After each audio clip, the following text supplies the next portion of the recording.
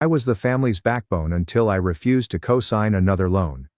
Now they're begging for my help, but I've moved on without them. It was meant to be a regular Tuesday. Calls with clients, team check-ins, and possibly a late lunch with Layla from operations. Instead, I sat at my desk in downtown Denver, staring at my phone, stunned. The message was short. Brutal. I disown you. All correspondence goes through my lawyer. No greetings, no punctuation after the final period. Even my father, who is calculating, showed no emotion. I read it twice, then again. I repeated it a few times to ensure that I wasn't hallucinating. But nothing changed. It never does, right? Words once delivered are like bullets. And this was a hit. It wasn't like I didn't see it coming. For years I had been carrying this family on my back. When Dad's logistics firm in Fort Collins started to fail in 2016, I stepped in. I shifted my own company's contracts his way. He rebuilt his digital infrastructure from the ground up. I swallowed losses only to keep my father solvent. My younger brother Liam never had to lift a finger. His setbacks were always considered learning experiences.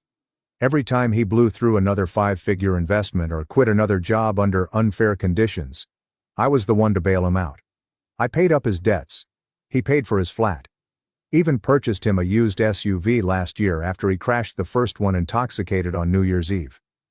But this time, it was different. Last Saturday they asked me to co-sign a new loan. For Liam, of course. A passion project. A tech startup with no product, no plan, and a pitch deck that appeared to be cobbled up during a hangover. I said no. For the first time in 15 years, I declined. The room became quiet, as if I had detonated a bomb. Dad gazed at me. His eyes squinted behind his glasses. You're turning your back on your family. I'm not turning my back, I responded quietly. I'm just done being your safety net. Liam scoffed. Wow. The golden son's finally grown a spine. Mom remained quiet. She always did. I stepped out of the house that day with my jaw clenched and my hands shaky, but my decision was firm. 2 days later, I was reading about the aftermath. I disown you. All correspondence goes through my lawyer. No hesitation this time. I started a new email and typed a single word, understood. Then I put down the phone and turned to my laptop. What Robert didn't realize in his premeditated little drama was that our firms still shared a joint account, which I had established when I took over the back end of his failing organization and invested my own money to keep it viable. And something inside of me flipped. I logged into the corporate banking portal. We still had access. I still had authorization.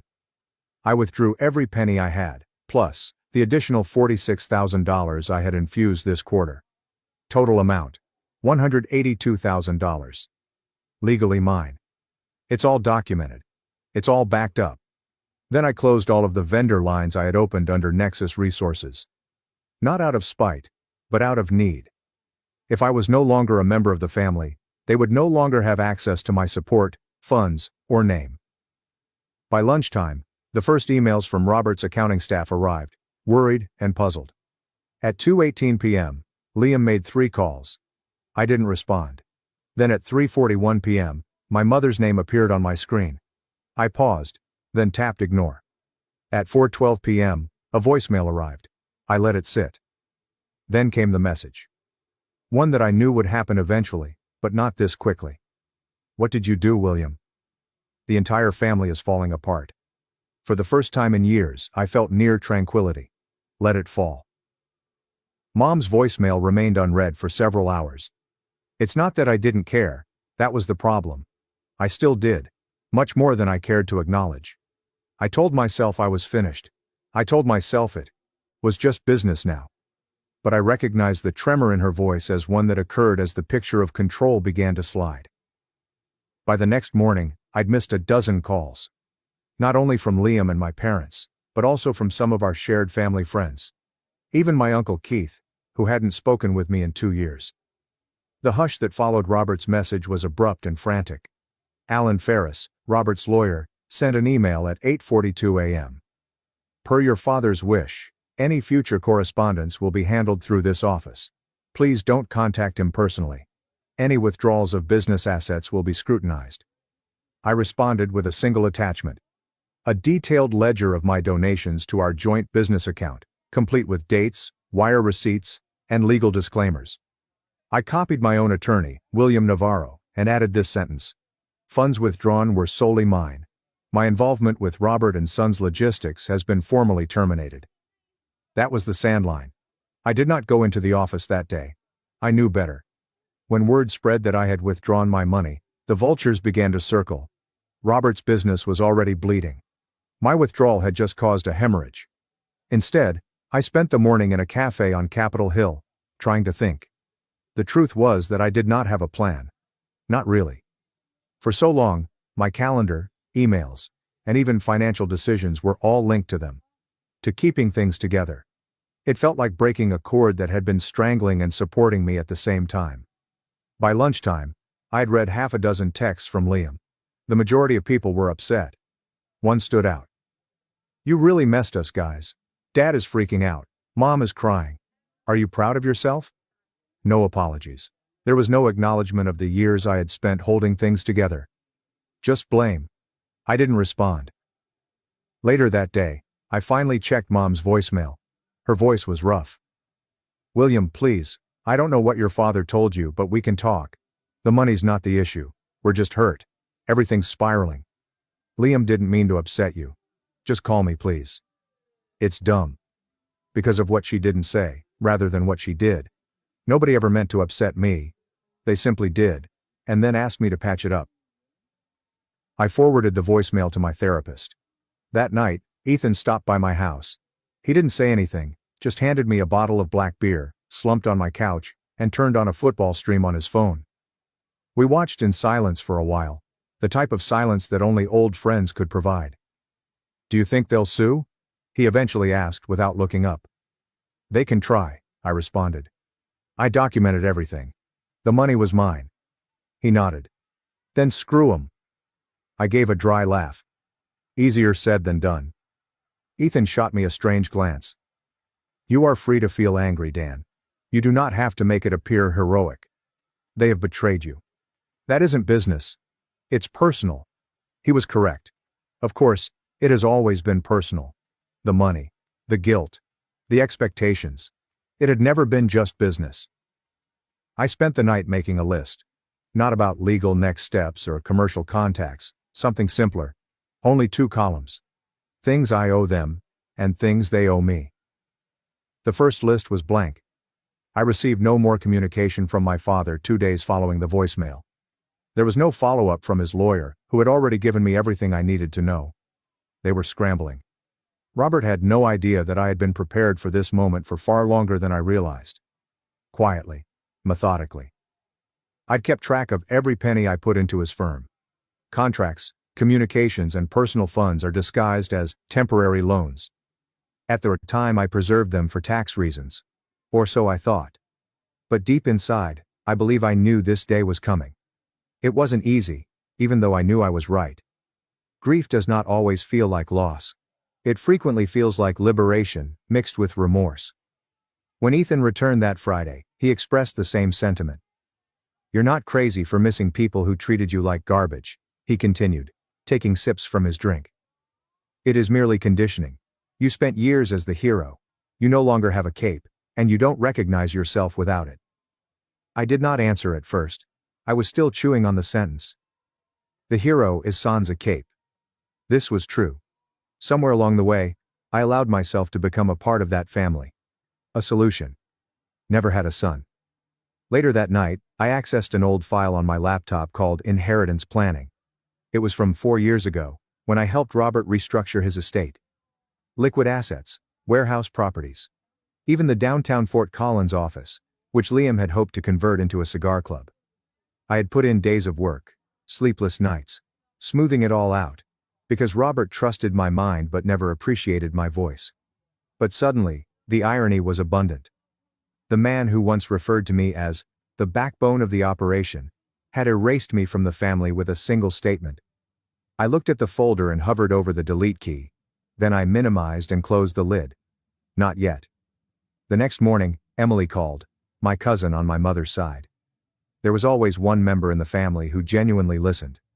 I just heard what happened, she explained. Uncle Greg, he's telling people you hacked into the account. I laughed bitterly. Obviously he is. Never underestimate the power of delusions. Emily was quite the experience. You okay? No, but I'm getting there. I believe you, she replied softly. I am proud of you for standing up to him. We all witnessed it for years. You handled everything while Liam coasted. You are not crazy, William, you're just finished. Her remarks resounded louder than she probably imagined. You are not crazy. You're just finished. That evening Liam sent me a message. Not a call this time. Just one line. You ruined everything. I didn't respond. What was there to say? But I sat with the words for longer than I would care to confess. Not because they hurt, but because they seemed strangely familiar. I realized I'd heard it, or some variation of it, for most of my life. Anytime I didn't intervene, or mend something, or give up a little of me for their convenience. You ruined everything. That was never true. And this time I didn't even think about believing it. Instead, I opened a blank note on my phone and entered a fresh phrase. You did not ruin anything. You just ceased protecting something that should have imploded a long time ago. That was the moment I knew I was not going back. The first thing I noticed was the quietness. Not just around me, but within me. There's no buzzing phone. There are no emergency emails from my father's accountant.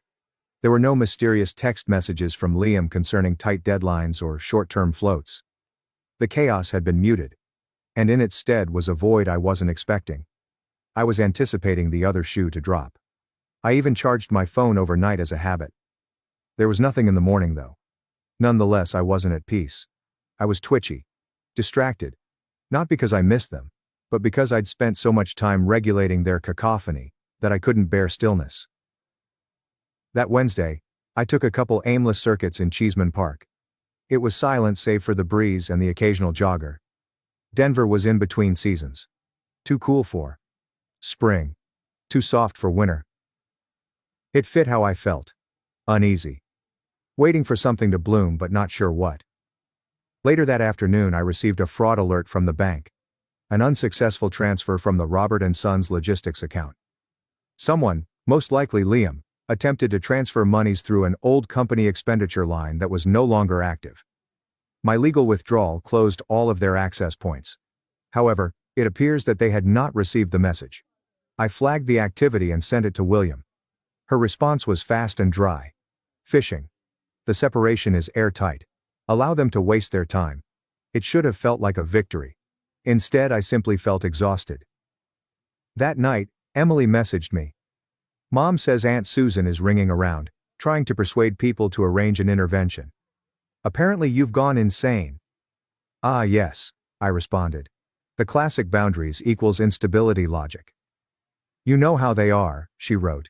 If you're not sacrificing yourself for the collective, you're defective. Well then, I typed. Consider me happily defective. She replied with a heart. Good. Stay that way.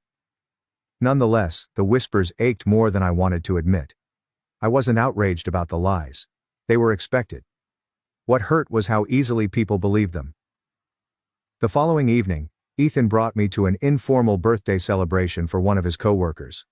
I almost bailed, but he didn't offer me that option. You're coming, you need to remember how normal people operate. The brewery on K-Fax was warm, raucous and vibrant. Nobody knew who I was. Nobody cared about Robert & Sons. Nobody asked what I could do for them. At first I felt like a visitor in someone else's life. Out of place. Only half listening. But gradually, something changed. I was laughing, speaking, and existing. Someone inquired what I did. I told them I was between chapters. They nodded. There is no follow-up. No judgment. It occurred to me later as I walked home, how foreign that type of space had become. My value had always been determined by what I could provide rather than who I was. That night, I opened an old estate planning binder. 4 years of work, balance sheets, asset assessments, and contingency plans that I created by hand. All to keep something that was never mine. I hovered over the delete button. My finger twitched, but I did not press it. Instead, I renamed the folder to Closed Chapters. Then I started a new one called William's Life. It was empty, but it was mine. And that was enough for now. The next indicator of trouble arrived in the shape of a group email. It was a barely veiled attack, copied to almost a dozen family members, including cousins, uncles, and a great aunt I hadn't spoken to in years. Sent from Robert's business email with the subject, "Setting the record straight." I knew not to open it, but I did it anyway. There were 4 paragraphs of refined poison. He presented it as a professional update. Following a challenging transition time, unfortunate disruption of internal operations. At that point, my eldest son William has chosen to sever ties and liquidate assets critical to this company's function, all without family consultation or approval. That last line burnt hotter than I imagined. Family consultations. As if this were a boardroom, not a lifetime of unrequited devotion. As if I hadn't spent years requesting and pleading for accountability. I did not respond. Neither did the majority of the said names. But a few responses came in throughout the day. One from a second cousin. "Sorry to hear things got messy, hope it smooths over." Another from an uncle that I always liked. "If you need anything, let me know. I've been there." Small. Fissures in the quiet. Enough to remind me that not everyone believed Robert's version of the truth. Nonetheless, the emotional weight sat heavily on my chest. I was not ashamed. I was weary of how the past clings to significance even after you've moved on. That email was a last-ditch power play. I attempted to make the narrative official before I had a chance to revise it. That night, Emily called. "I saw the email," she responded. "Yeah," I mumbled. "He's going all in. You know he's bluffing, right? He's trying to scare you into backing down." "I know. It just sucks to see it written out like that." "I get it," she replied. "But it's also kind of impressive how calm you are. A year ago, this would have wrecked you." I exhaled with a smile. A year ago I'd have written a 1,000-word retort and spent 2 days defending myself. And now I'm considering deleting the email and going to sleep. "Progress," she stated. "Proud of you." I didn't sleep that night, but it wasn't due to anxiety. I remained up late to brainstorm ideas. Real ones. A consultation service for small firms struggling to upgrade their operations. I even created a preliminary pitch deck. I added a list of prospective leads from people I hadn't spoken with in years. It felt real. Not a reaction, not a detour, a direction. Ethan texted the following morning. "You up? Want breakfast? I'm hungover and need moral support." I responded, "Only if you pay." I'm morally fragile too. On the 17th we met in a greasy spoon diner. He looked like hell. I did not. "So," he explained between bites of hash browns. "What's next?" I drank my coffee. "I think I'm going to launch something. Small, but mine." He raised an eyebrow. "About time. You've been fulfilling other people's aspirations for a decade.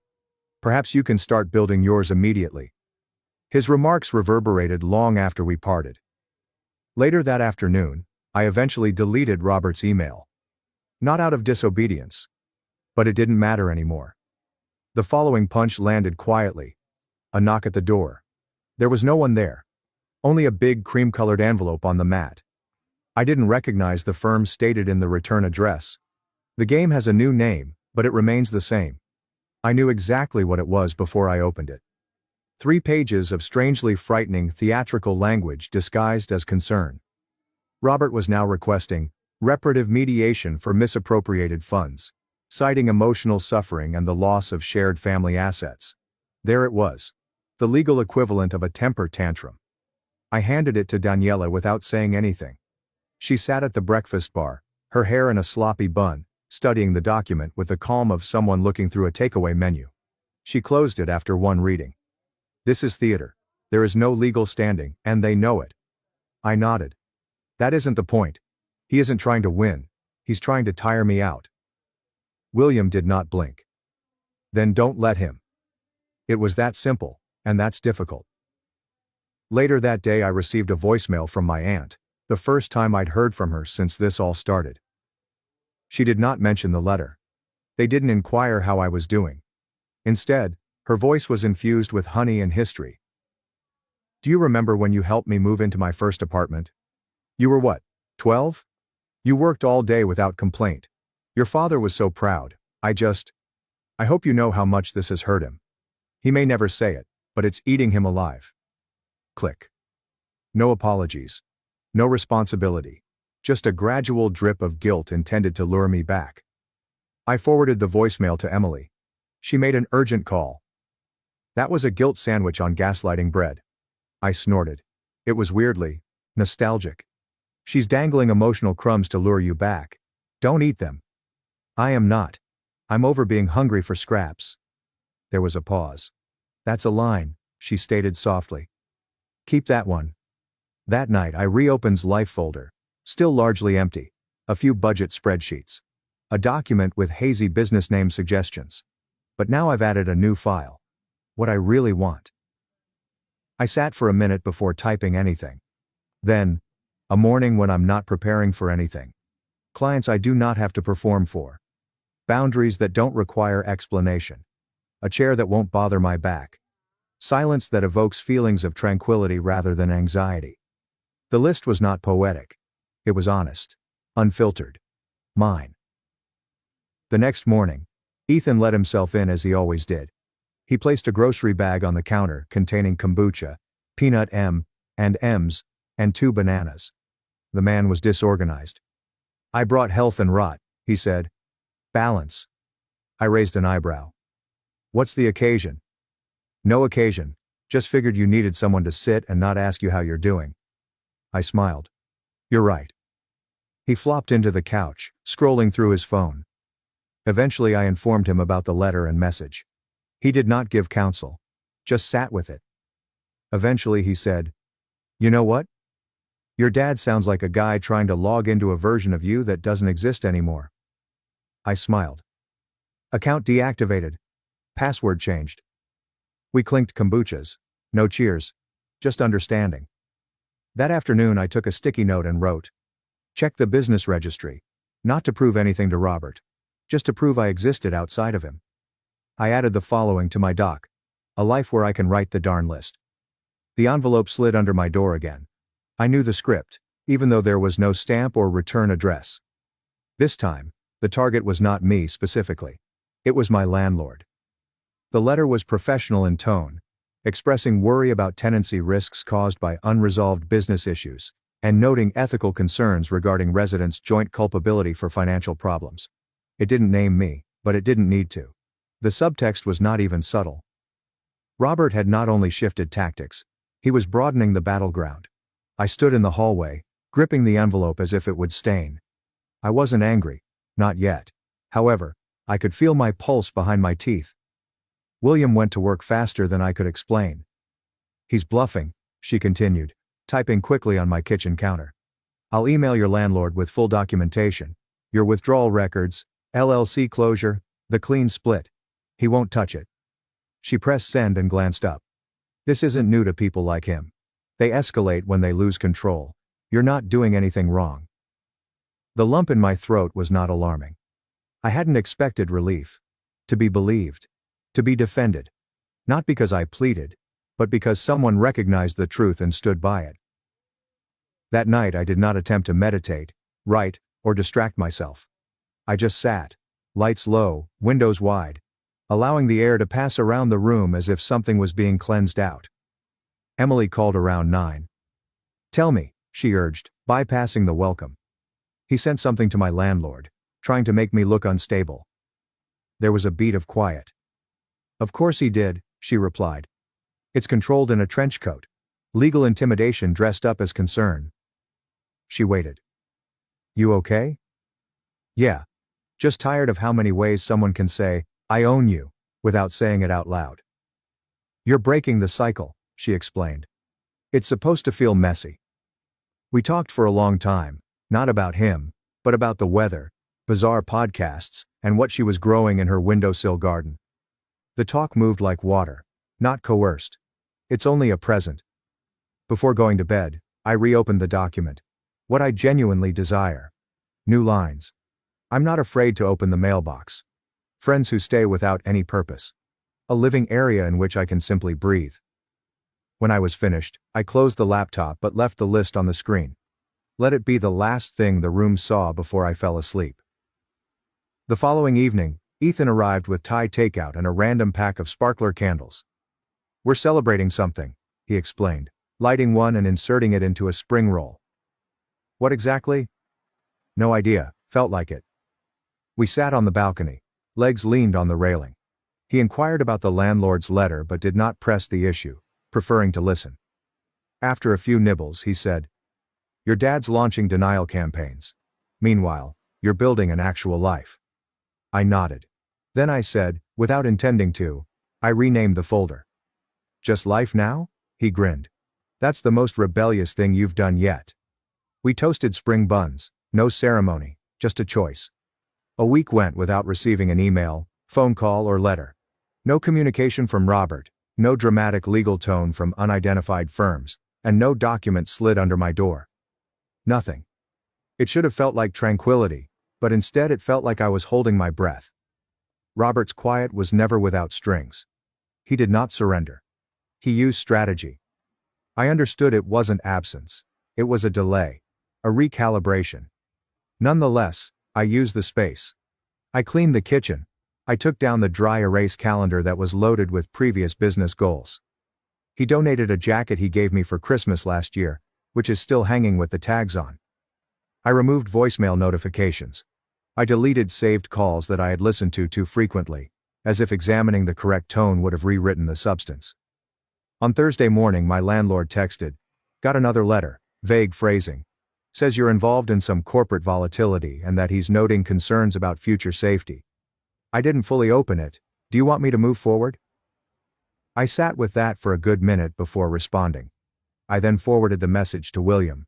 She made an urgent call. "He's recycling threats," she explained. "There is no legal motion attached, just smoke. But I will respond with complete proof nevertheless.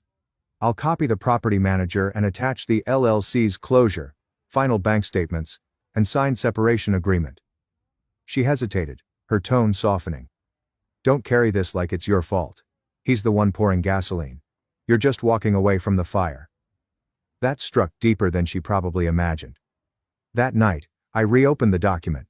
What I genuinely desire. This time I typed slowly. Every entry was no longer a whisper. It was a decision. A home I am not afraid of will be taken away. A form of success that does not feel like penance. On weekday mornings, I wake up without armor. The next evening, Emily arrived with a grocery bag full of oddities, including avocados, a candle titled Midnight Fern, and a used copy of a novel with the cover partially torn off. She held it up as a trophy. "I want you to read this. You'll hate the beginning, and by chapter 9, you'll be feral." "I don't do feral," I replied. "You don't yet." We brewed tea and sat on the floor, just as we did in college. No screens, no playlists. Just the buzz of a city that has finally stopped shouting. At one point, I caught her looking at my whiteboard, which was now blank, but for a single sticky note that read, "Not about him. About you." She nodded at it. "Keep that up." After she went, I did not return to my laptop. I lit the candle. First, read the book's first 3 pages. I didn't enjoy it, but I didn't put it down either. The following morning, Ethan texted at 8:02. "Breakfast, or intervention? You decide." I texted back. "Both." He arrived with bagels, orange juice, and a $1 scratch ticket. For luck. We ate on the patio in a relaxed calm that seemed like companionship and healing. "You're building something," he remarked. "There is no lead-in. I can see it. You don't even flinch anymore." I didn't need to answer. I just gave him the scratcher.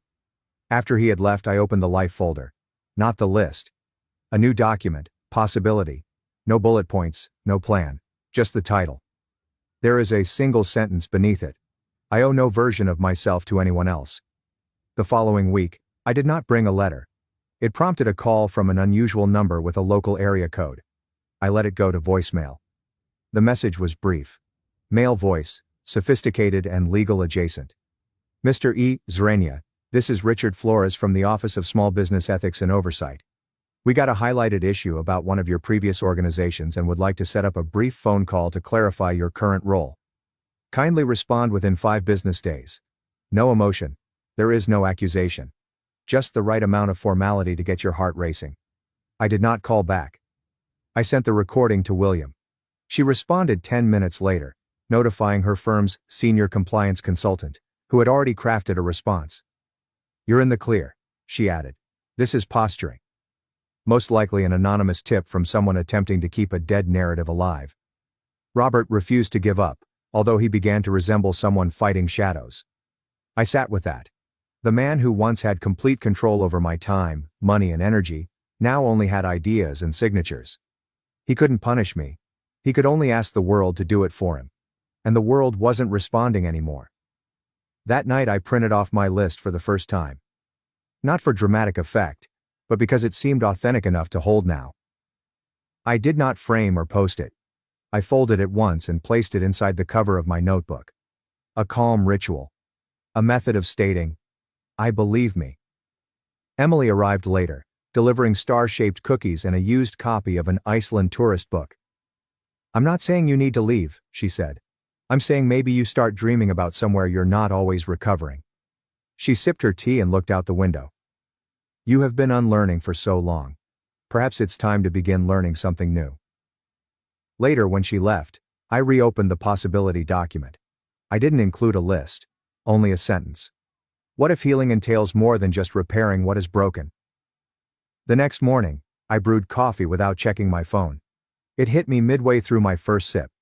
It used to be automatic. Wake, scroll, brace.